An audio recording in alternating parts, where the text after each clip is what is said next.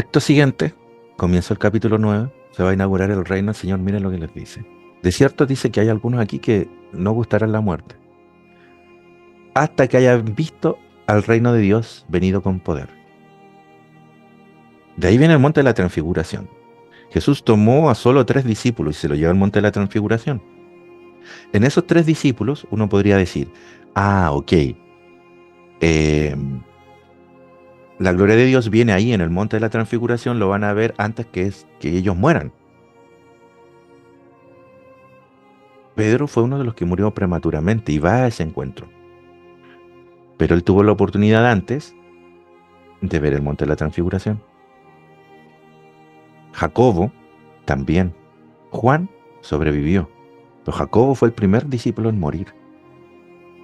Y en el monte de la transfiguración tiene la oportunidad. Pero esto también se puede extrapolar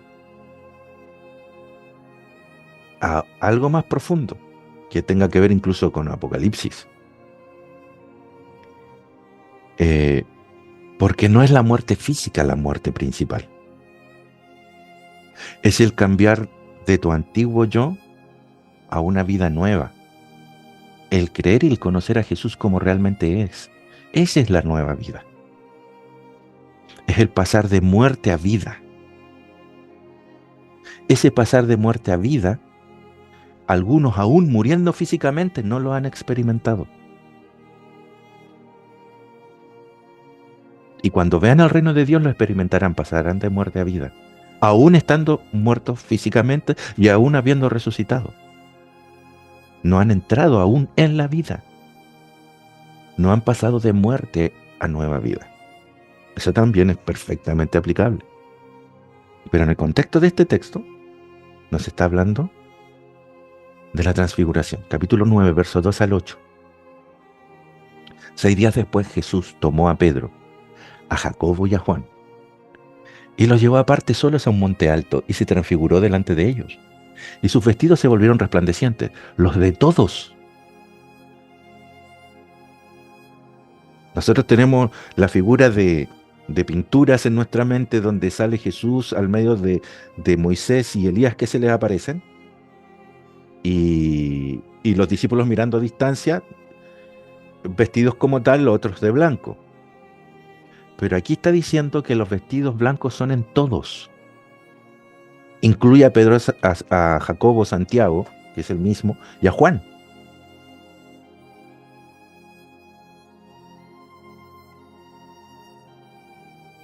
Mm. Jacobo, ¿qué Hermano, nombre? hermano Diga. Eddie, disculpe, ¿por qué seis Diga. días después? Lo dio, ¿no? ¿Por qué Marcos está relatando justo 6 días después? Todas esas cosas son relevantes porque el séptimo es reposo, comienza el reino. Miren, Marcos, yo lo dije en un principio, no es un tonto para escribir. Él cuando comenzó a escribir el Evangelio, no había otro Evangelio escrito. Tienen que haber habido apuntes de los discípulos, pero él estuvo a los pies de Pedro. Y él tuvo que haber recibido información directa de Pedro y del mismo Pablo. Que Pablo sí había visto el lado espiritual. ¿Se acuerdan que Pablo estuvo aquel hombre que viajó al tercer cielo y ve cosas diferentes?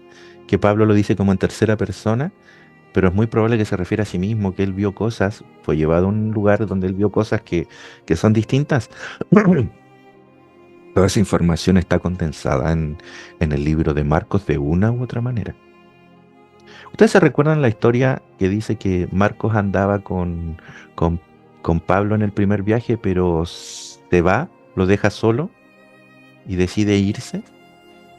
Y después, y Pablo andaba con Marcos y con Bernabé. Se va y queda Bernabé y Pablo. Después, Bernabé va y le dice a Pablo, oye, pero que vuelvas, que vuelva con nosotros. Y da la señal de querer volver y Pablo dice, no, no, no, no, no, no, no, el que nos abandona en el camino que se quede ahí. Yo he leído unos textos, mis amigos, he leído unos textos que son conclusiones, porque el texto nos dice, el original en el libro de Hechos, nos dice por qué Marcos se separa de Pablo. No dice las razones. Pero nosotros especulamos que era un joven inestable, miedoso, em, y no solo eso, eh, ¿cómo se dice? Como que no estaba firme en la fe. Por eso que Pablo dice, no, no, no, el que te abandona, allá. ¿Se han puesto a pensar que en ese conflicto, Bernabé, que era el tío de Marcos, va donde Marcos, lo toma y emprende el viaje con él? ¿Y Bernabé también abandona a Pablo? Y he escuchado cosas como, de este conflicto se armó algo hermoso, que al final fueron dos parejas, porque Pablo sigue con otro, y Marcos sigue con Bernabé, y se armaron dos parejas de este conflicto, entonces el Señor de algo de conflicto se arma algo mejor, y yo digo que eso es aplicable. ¿Pero es eso lo que está ocurriendo? Si usted lee la historia previa al conflicto de Marcos con Pablo, que cuando pasó el tiempo se volvieron a reunir, se hicieron las paces y siguieron camino juntos. Se vuelven a encontrar. Y Pablo habla muy bien de Marcos, ya maduro en el mensaje.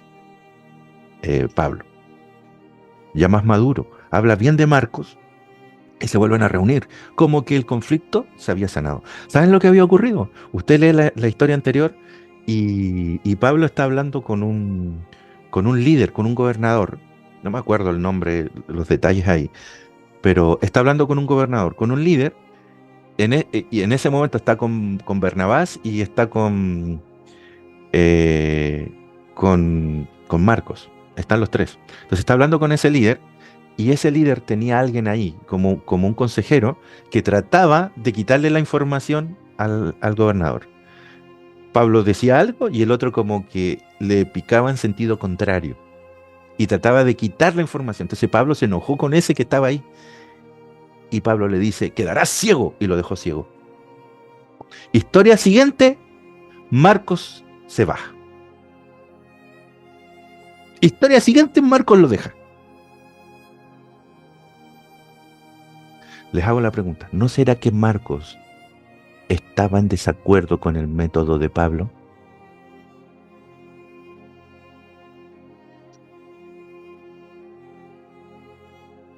Y a ese joven que lo hemos puesto en un lugar de miedoso, de mal espiritualmente, de inestable, porque tienen que haber discutido. Por eso Pablo dice, déjalo nomás, el que abandona no vuelve. ¿Qué le había pasado a Pablo camino a Damasco? Había quedado ciego. ¿Qué le hizo a aquel hombre, Pablo? Lo dejó ciego. Ojo por ojo. Y Marcos, que había sido criado espiritualmente por Pedro y los discípulos, habían aprendido de Jesús. No, no al ojo por ojo. Esto te retumba la cabeza de solo verlo. Pablo, siendo joven, no estaba de acuerdo con el método. Por eso que Bernabé va tras él, entendiendo lo que sucede, y decide seguir el camino con él. Nosotros no nos estamos dando cuenta de las cosas que están pasando. Pero Marcos no era un cualquiera en entender el ministerio de Jesús. También lo vamos a ver. Y acá en el monte de la transfiguración, 6 días después, que es una señal también, Jesús toma a Pedro, Jacobo y Santiago, o perdón, Jacobo y Juan, y los llevó a solos a este monte. Se transfiguró delante de ellos, o sea, y cambia su forma que ellos veían, sus colores, su luz, todo, y lo empiezan a ver como en esencia es o era antes de estar aquí, en la tierra con nosotros. blancos como la nieve, los vestidos tanto que ningún lavador de la tierra los puede hacer tan blancos. Imaginen lo brillante, el blanco, una cuestión que encandila. Y les apareció Elías y Moisés, que hablaban con ellos. Entonces Pedro dice, mira maestro, ojo, para que Marcos diga que son Elías y Moisés, tiene que haberlo recibido de Pedro esa información, porque Pedro es el que estaba ahí. ¿Y cómo sabía Pedro que eran Elías y Moisés? Porque en el diálogo nosotros tenemos un extracto del texto, no tenemos todo lo que sucedió ahí. En el diálogo tienen que haberse presentado como Elías y Moisés. Pedro no lo adivinó porque no los conocía. Entonces cuando los ven, sabiendo que son Elías y Moisés, Marcos los está destacando, que son ellos dos precisamente, porque es relevante saber que son ellos dos. Pedro viene y dice, hagamos 3 enramadas, en el original es como 3 tabernáculos, porque el pensamiento de Pedro era el proselitismo que ellos habían entendido a través de las liturgias. Entonces quería hacer 3 tabernáculos, o sea, uno para él, para Jesús, y otro para Elías y para Moisés. ¿En qué nivel estaba poniendo Pedro a Jesús? Al nivel de Elías y a nivel de Moisés. Pedro en su pensamiento de cómo es Jesús lo estaba poniendo a ese nivel. Eh, porque no sabía lo que hablaba, dice el verso 6. Esto es algo que Pedro tiene que haber razonado mucho después. Pues estaban espantados, tenían miedo. Entonces vino una nube que le hizo sombra. Viene una nube, en toda esa luz viene una nube y ven la sombra.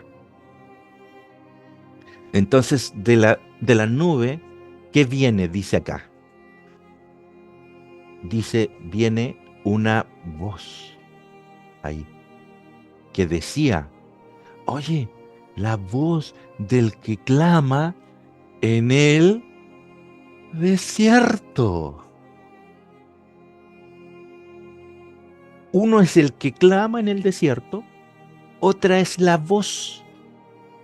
Una es la voz del que clama. El que clama es Cristo, la voz viene del cielo.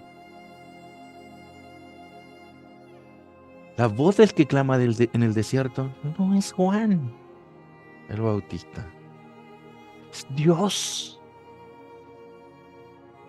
Al principio lo entendíamos así, por eso parte Marcos. Y en el centro del libro, cuando inaugura el reino, te dice quién es la voz. La voz viene de lo alto, porque la voz nunca deja de clamar. Juan había muerto. ¿Y qué decía la voz? Este es mi hijo amado, a él oíd. Cuando Pedro trató de ponerlos a los 3 en el mismo nivel, viene la voz y corrige. Y la voz corrige. ¿Qué corrige? Dice, no, a él hay que oír. No a los 3, a él. ¿Por qué la voz los pone en contraparte? Los diferencia. A ellos dos de Jesús. ¿Qué veían ellos en Moisés y en Elías que en Jesús es diferente? Yo no sé si ustedes han escuchado esto. Esto lo escuché una vez dentro de mi iglesia. Que Elías representa a los profetas. Que Moisés representa al Pentateuco, a la Torá. Y que esto es como la Biblia. Que está representado en todos los escritos de la Biblia. Y alguien podría hacer calzar eso así. Está bien, pero esto para los discípulos era otra cosa. No está hablando de los textos antiguos. Está hablando de quiénes eran, porque Elías no escribió ningún texto, nunca. Que se conozca, o que nosotros conozcamos de nuestros cánones. Pregunta del millón. ¿Quién era Elías para el israelita? ¿Por qué decían que Juan, de hecho Jesús también lo dijo, Juan era el Elías? Juan el Bautista. Pues el Elías ya vino, dice un evangelio, refiriéndose a Juan el Bautista. ¿Quién era Elías? Profeta. ¿Sí? Pero ¿por qué dice Elías y no dice otro? ¿Por qué no dice Oseas? ¿Por qué no dice Isaías? ¿Por qué no dice Jeremías? ¿Por qué dice Elías? ¿Por qué está poniendo a Elías ahí como un punto clave? ¿Qué quiere el texto que tú veas de Elías? ¿Cómo era Elías? ¿Cómo era conocido Elías? Era el profeta del Del Señor, del Señor. de Dios. fuego. El profeta del fuego. El que hizo caer fuego.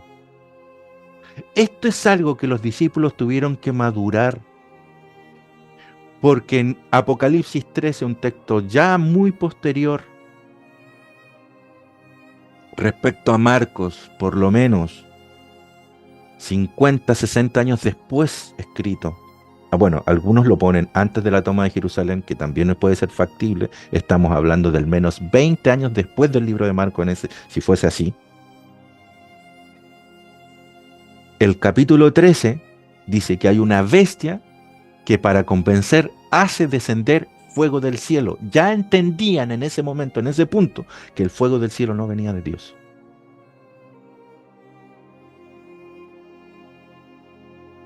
Eso lo dice Apocalipsis 13 como señal para entender que es una bestia, el que hace descender fuego del cielo. Ahora, este es el profeta del fuego. ¿Y Moisés? Uno podría decir el de la ley. Bueno, está bien. Pero ¿cuál es el problema de la ley? Porque los discípulos, después que Jesús muere, siguieron judaizando. No tenían problema con la ley. De hecho, Jesús, cuando sanó al leproso, también lo vimos en el tema anterior, le dice, ándate según lo que dice la ley y preséntate. Alguien podría decir también que es que Jesús no había muerto, ¿no?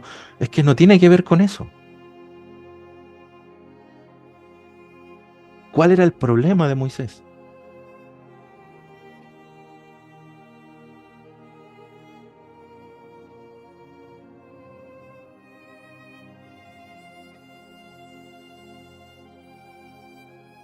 Echen memoria atrás.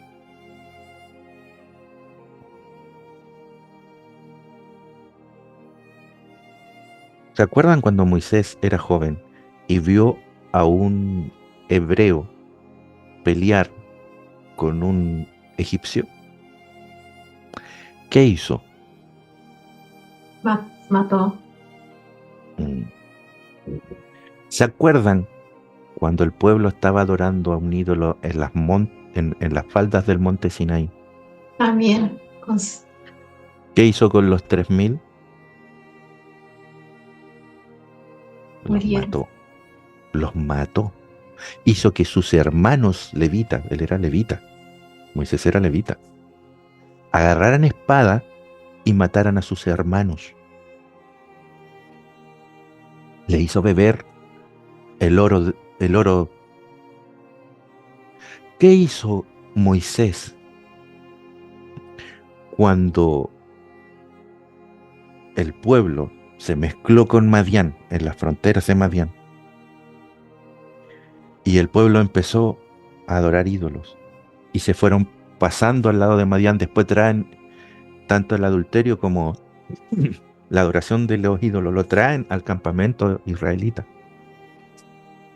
¿Qué hizo Moisés para solucionar el problema? Puso 24.000 cruces alrededor, cruces. No estamos hablando de los romanos, estamos hablando del pueblo de Dios.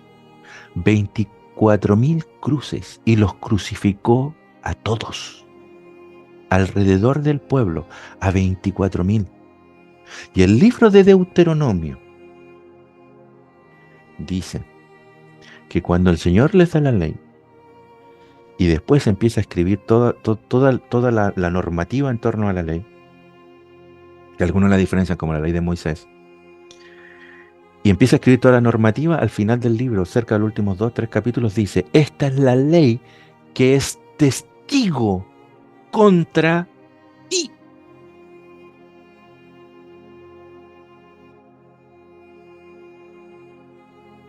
puso a la ley como enemigo del pueblo.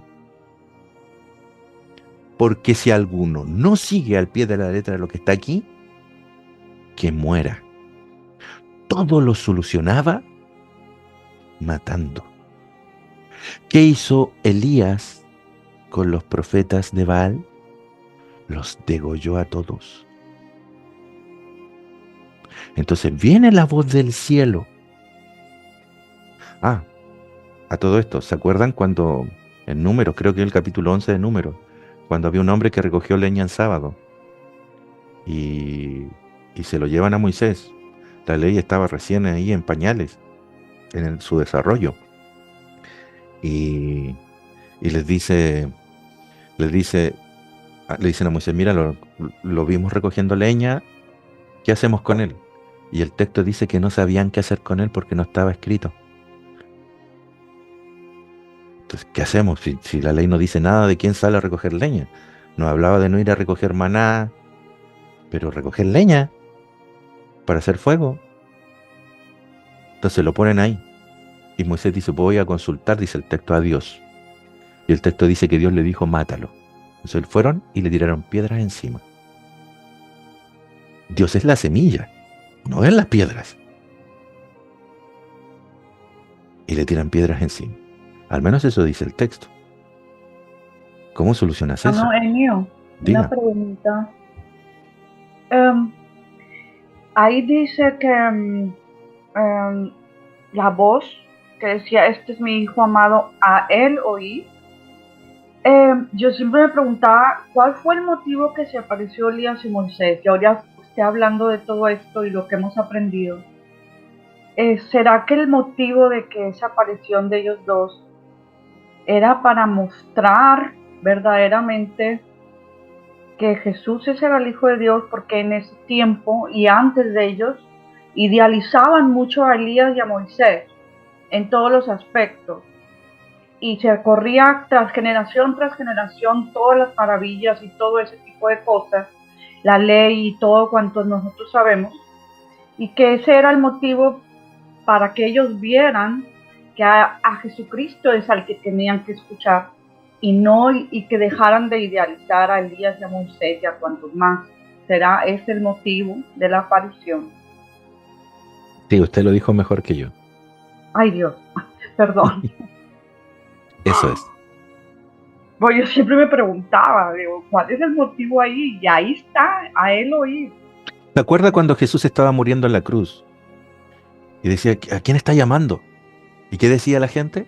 Está llamando a Elías. Exacto. Ajá. Porque no se podían sacar la basura que contaminaba los terrenos. Entonces el Señor, ¿qué está haciendo? Inaugurando el reino a través de su Hijo, y le está mostrando qué cosas no trae el reino. No trae fuego, no trae muerte. Este es el reino. Amén. Acá se inaugura el reino. Marcos está sentando las bases. Antes la voz pensábamos que era Juan.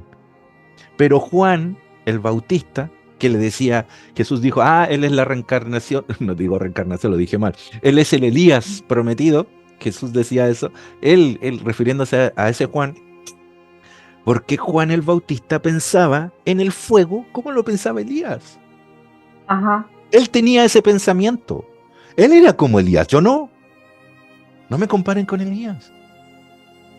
Juan sí calzaba con ese pensamiento. Por eso que el capítulo 9 hace la bifurcación. La voz es Dios. Y este es el mensaje. Es Jesús. De los primeros 8 capítulos les trata de sacar el pensamiento clásico de la mente, para limpiar el terreno.